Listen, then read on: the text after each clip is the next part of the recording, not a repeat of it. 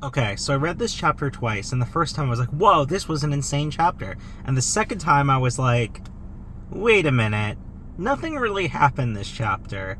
This was like a sort of connective tissue, sort of filler chapter to get between the last chapter and the next chapter, it feels like. And I'm interested to see how much they'll reveal in the next chapter. But right now, I'm tempted to say, like, this chapter could have been scrapped. Like, it could have been, like, combined with the next one. It is very cool, and I'm a huge sucker for pans around the world and seeing different characters and their reactions to different things, like, across the news, across the globe. So, like, that's, like, one of my favorite parts of the series. So I am a huge sucker for it. And I love the chapter for that reason. But I'm, like, information-wise and progress-wise for the current characters in the conflict at Egghead, there wasn't really anything here. Now, it did lead me to a theory, which I will dive into.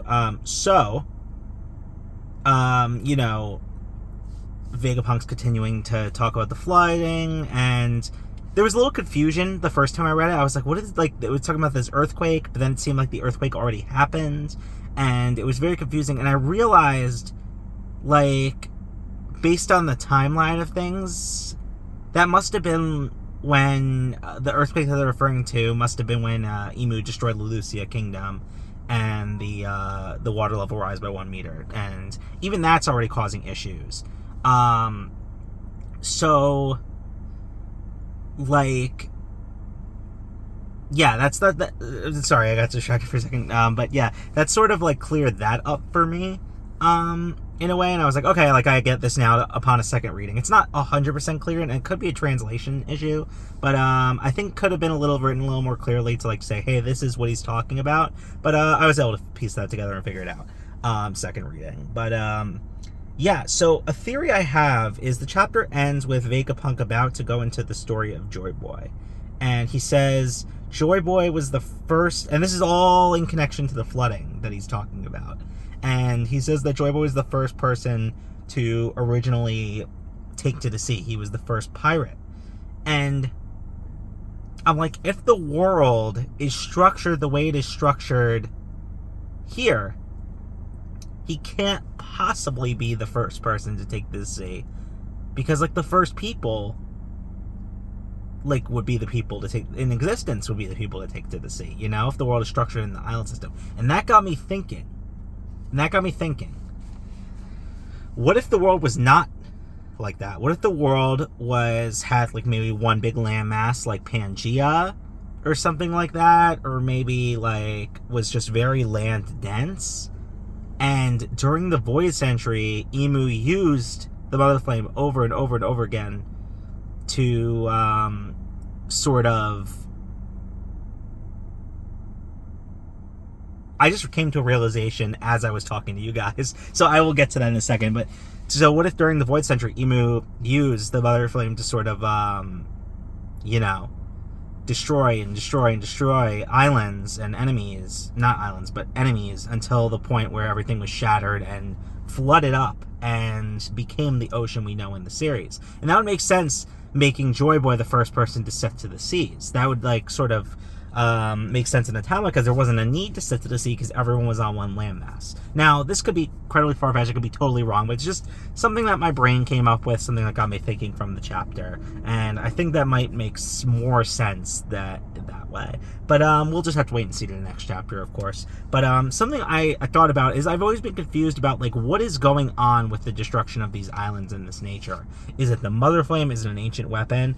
And the more I think about it, the more I think it might just be that the ancient weapon is being used, but it needs a specific type of power source. And maybe that power source currently is Vegapunk's Mother Flame invention. And back then, before Vegapunk is it might have been something else. Or maybe Mother Flame was always around and Vegapunk found a way to preserve it or tap into it. I could be definitely wrong on all of this, but that's just where my thinking just went. Like, maybe, like, this is the power of an ancient weapon, but they need the Mother Flame, and they're very careful about not destroying the Mother Flame to power it. So, yeah, that's sort of where like those theories are all what's wobbling in my head. And great news, we're gonna have even more time to think about all that, given that now we're having another break week. It was like a month break, back for a chapter, break week, back for a chapter, break week. Oh, it's such a drip feed. It's such a drip feed, and it just like feels like a drip feed with how little information we got in this chapter. And I'm like, it's so frustrating. It's so frustrating.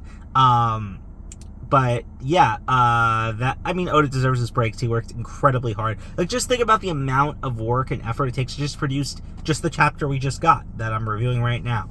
Like, insane amount of work, insane amount of like he deserves the time and he deserves the breaks. So like I have a duality in me where I'm like, oh, I 100% from a human perspective, like, take all the breaks you need, take all your time you need to tell this story. But from a fan perspective who's incredibly invested in this, like, I need more. I need it. Oh, funny bit. I loved when Doflamingo was like, like, he's talking about like how the president's getting destroyed, and he's like laughing at Magellan. I like how they're both just like chilling down there, like they made like they grew out of friendship or something like that. But yeah, Doflamingo was like, we could always go somewhere higher, like obviously referring to the red line. He's such an asshole. I love him. Anyway, that just popped into my head. But yeah, that's probably it for this review. Seems like the Straw Hats are getting pretty close to getting out of here. Like, the rest of the Straw Hats, like Edison, like, helped them with that path, so they're ready to get out. Luffy needs to get his shit together and get out of there and realize, hey, it's not the time to fight these guys. But it's Luffy, so you know that might take a while. But yeah, that's pretty much it. That's pretty much my thoughts. A lot of theories bouncing around in my head. So let me know what you guys think. Let me know if you agree, completely disagree. I could 100% like admit it. Like, I could be totally off base here and totally wrong on my observations and theories. But yeah, that's about it. See you next time.